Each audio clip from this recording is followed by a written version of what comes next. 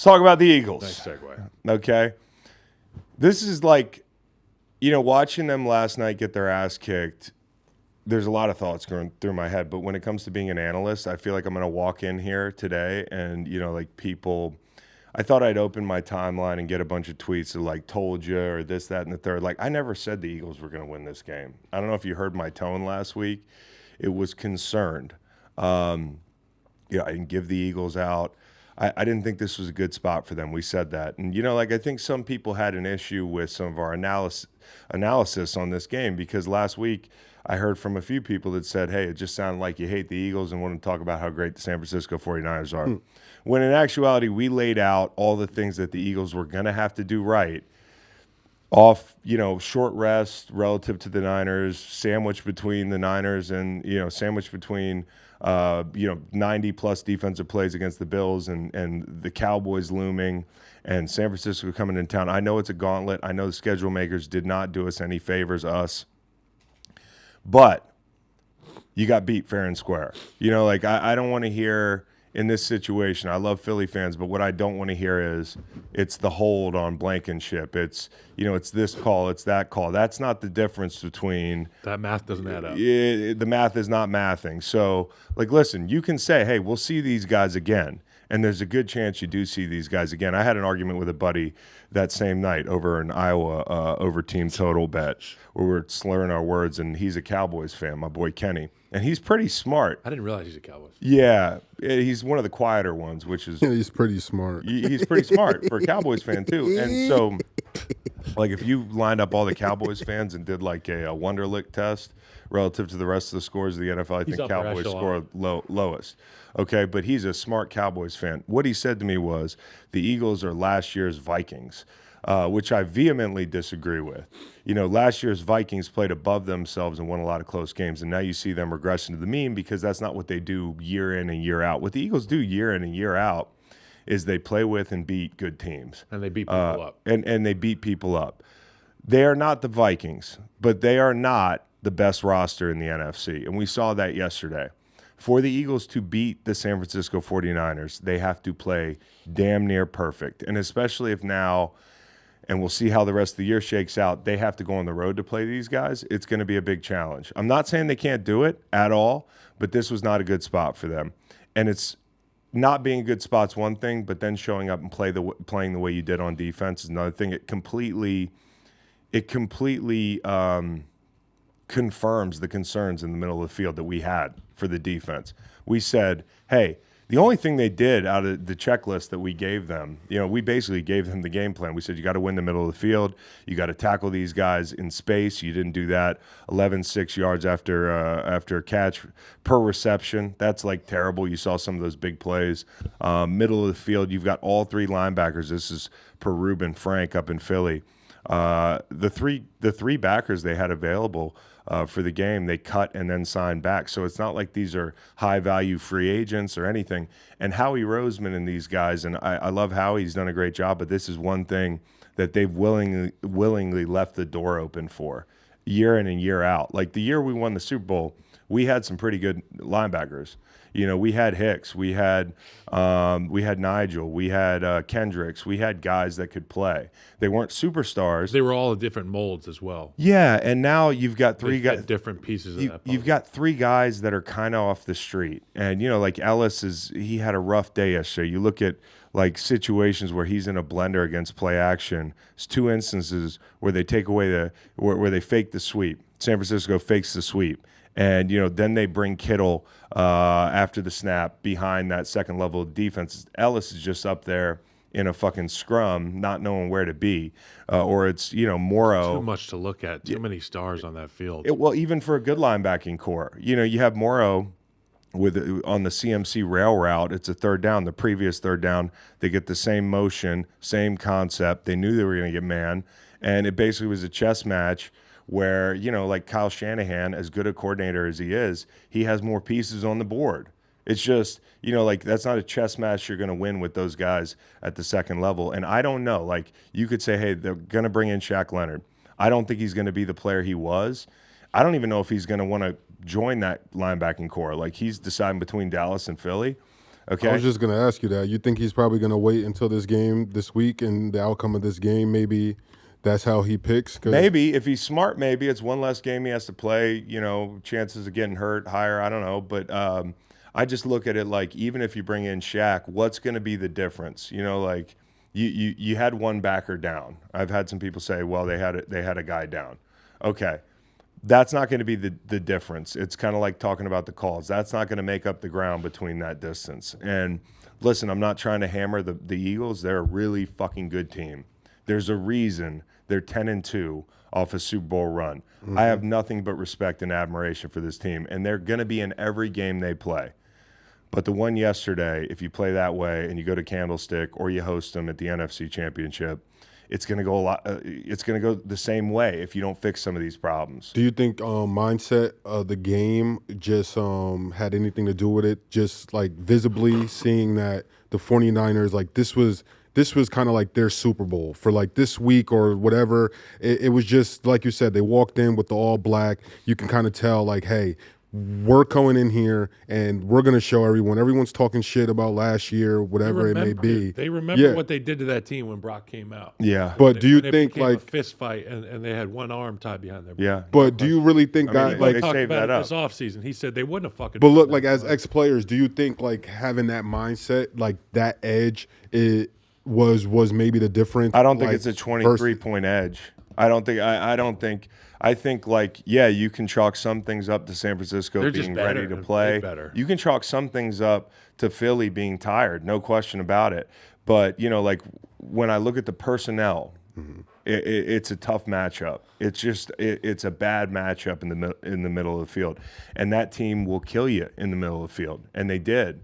And so, like, that's my biggest worry is, like, yeah, we'll see bringing in Shaq, what that might do, getting a little healthier, what that might do. But if you have to rely on certain guys at the second level, they're not going anywhere. And I don't know why you played that much man, you know, like, for instance. So I think there's a lot of things going on with the Eagles.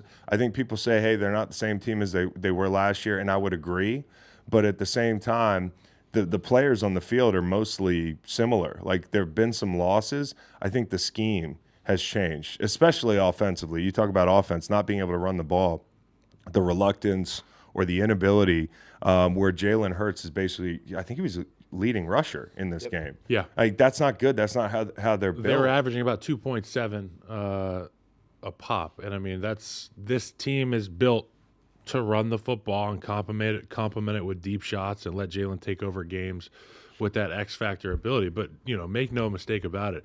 If you can't run the football against a team, if you line up and say we have to run it and get 4 yards and you're getting 2.2 or 2.7, that is such a deflating thing for your offense. The momentum, you become a one-trick pony. Yeah, you're a one-trick pony out there. You got to throw it 45 times with Jalen. He then becomes your leading rusher as a result of having to scramble. You get him out of the game because he gets dinged. He comes back in the game. That's the disappointing part is, like, he had a lot of time. And there's no turnovers in the game. So the score right here, it's not like, well, it was +2 turnovers in favor of the 49ers. Yeah. That's why it's 42-9. No, this was an ass-whooping on the road in an environment as raucous as you see. If you've never been to the Link, if you've never played against the Eagles, you go up there and play. And it's a hostile environment. Those fans aren't on short rest. Yeah. They're well rested and ready to bring it. Obviously, to your point, 90 plays for that defense last week. I think it just wore them out. I think it wore them out. But again, unless you fix the second level of that defense with scheme or with some additions, and I don't know where they're coming from, but like, Kansas City, we're about to talk about them. You look at the wide receivers. I'm looking last night to see who's on the street. You know what I'm saying? Like, I'm like, what's T.Y. Hilton doing? Like, I'm looking at the free agents at linebacker and saying, like, is anybody, like, are you up? Sending out a lot of are you up texts if you're Howie Roseman. And so, like, I want to make this about the offense, no question, but they had an opportunity at one point as a team when they went down 21-6 out of the half. The defense failed them out of the half, okay? 21-13. Jalen closes it to within a score, and at that point I feel really good, right? Like, Dom got ejected, the place is going nuts. That was a really good trade, Dom for Greenlaw. I'll take that any day of the week, even though I love Dom. But on the field, Greenlaw is a beast. And you could say, hey, Dom's not supposed to touch So there's a people good and all that. trade, like you're playing Halo. Like, take out their rocket player with your pistol. If he kills you, it doesn't really matter. Yes. We can't use you in the big fight. We can't use you in the big fight. Yeah, so that was a really good analogy. That's a counter. That was a good analogy, I think. If I had a PC, I would like Counter-Strike, you get it. But the whole point is that defense then 21-13 lets up 70+ yards on 5 plays. You know, it's if you're not going to be able to stop these guys, you're not going to be able to score with them. I mean, it's that simple. I mean, I hate to overanalyze it, but if you can't get these guys off the field, if you can't stop the run, if the backers are in a blender, you're not. This defense of San Francisco is too good to try to win a shootout with them. You want to beat this team, it's got to be 24-21. You know, 27-24. It's not going to be 40-40. I just don't like that spot for these guys. So 6-0 Eagles going into the second quarter. Kyle Shanahan is not panicking. Everybody seems to be like, oh, wow, you know, like. It's the one good thing they did. They came off a bye and kicked these guys' ass in the first quarter. After the first 15. And but you kick field goals. Those of you who have played football and been part of an offense, when you install a first 15, these things are supposed to work. Yeah. You know what I mean? Like, they're designed to work, and it's the defense's job to adjust. Well, the offense had to adjust. Kudos to Shanahan and Purdy. Those guys remain calm. They come out in the second quarter while they're still scoreless, and they ran a mesh concept at a certain point, and it's kind of like when I play Madden and I can't get a read on the defense and I can't run the ball well, I run a mesh concept, which is just run everybody across one another, whether it's man or if it's zone, you're going to some of these receivers are going to have opportunities to sit down. It's like what Kelsey does. Kelsey takes the snap, he runs 10 yards up, and he takes a hard left, and he only stops when there's a void. Well, that's kind of like the mesh concept, but there's no up. It's all across. So Brock Purdy, a bunch of options, and that's kind of the nature of this offense. It's getting the ball in guys' hands that are open, underneath, and letting them run with it. Yeah. I mean, Kittle, McCaffrey, all these dudes, Ayuk, they all make big plays, and they run with it. And Brock Purdy is efficient. He's effective. And what we were talking about earlier, no turnovers. He's damn good, dude. He's damn good. This guy, you know, he shredded the blitz last night. This guy continues. I mean, look at what he's done against the best two teams in the NFC. But that drive was a reset. My point is that drive was a reset button. Yes. There's no panic. That's what makes San Francisco so great. They got a guy who's like, you know what, man? We got answers. They don't panic. Next thing you know, it's 42-19. Because they can run their stuff in a hurry. They can run physical offense with pace and with aggression and with speed. And they don't have to go away from it. Brock Purdy MVP? Brock Purdy, no, I don't put Brock Purdy as the MVP. That's a question. No, I just don't put him there yet. There'll be people that say, hey, look at the numbers and all that stuff. Worth some airtime. I just don't look at things from a number standpoint. I look at, when it comes to MVP, it's a combination. I'm like the College Football Playoff Committee. It's a combination of how valuable you are to your team, how good is the team. Tyreek Hill. And Tyreek Hill be up there for Make me, it a case, right? If he gets 2,000 yards this year, you think they should give it to him? I don't know about that, but it kind of depends on how the quarterbacks finish. The odds say it's mostly a 3-horse race between Purdy, Hurts, and Dak, all at plus 350. See, with Mahomes way back. I still think if and we can get into the Chiefs in a second, but I still think if Mahomes runs the table and figures this thing out with this group of wide receivers. He looked pretty damn good last night. He did look good other than that he pick. Looked great. Other than that pick, which I don't know if they're running the wrong route or what. I mean, at that point, I'm just throwing stuff around the room.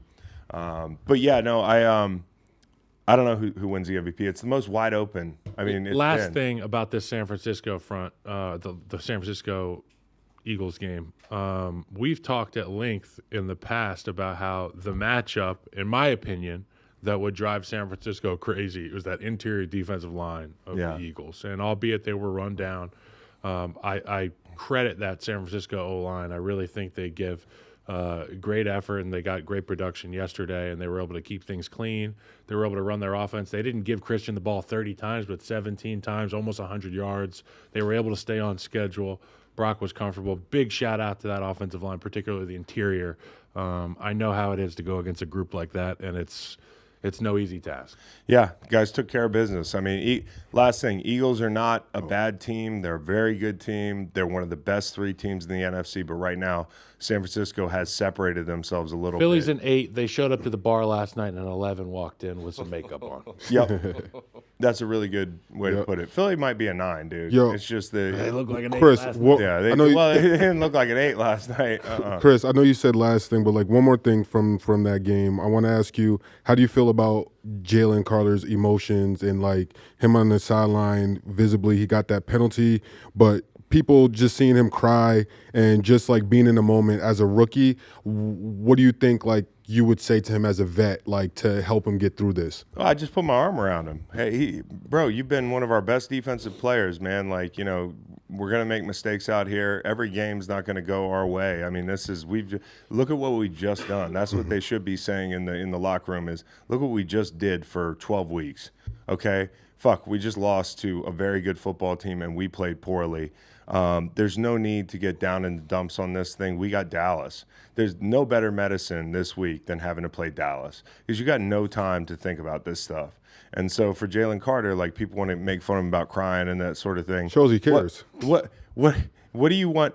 Fans make fun of players or they get mad at players when they don't care enough. Like Deontay last week. Yeah, Deontay celebrating last night down 3 scores or whatever. Brutal. But you know, like you got your rookie who's crying over a loss and crying over I something. fucking love it. I don't care, dude. You know, some people cry, dude. I wish some people everybody cried. Some people get frustration cries. Whatever happened to Jimmy V, man?